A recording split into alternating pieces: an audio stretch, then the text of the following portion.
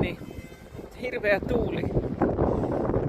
Se, miksi olen tässä Aurajoen varressa, niin meni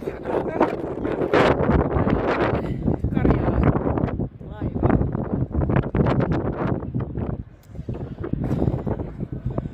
Tässä on harvi aukioloaika just mennyt, mutta pitää käydä toiste täällä. Pääsis sitten tämmöiselle esittelykierrokselle. Upea puolustuslaiva. Siellä on myös Bore ja sitten Suomen Joutsen.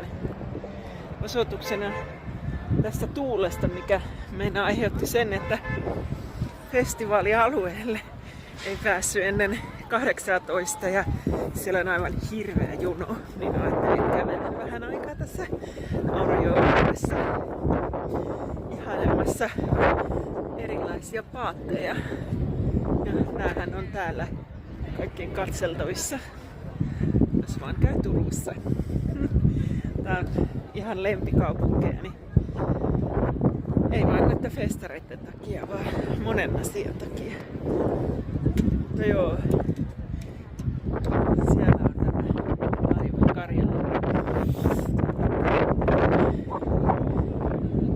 Suomen Joutsen upeata rakennusarkkitehtuuria.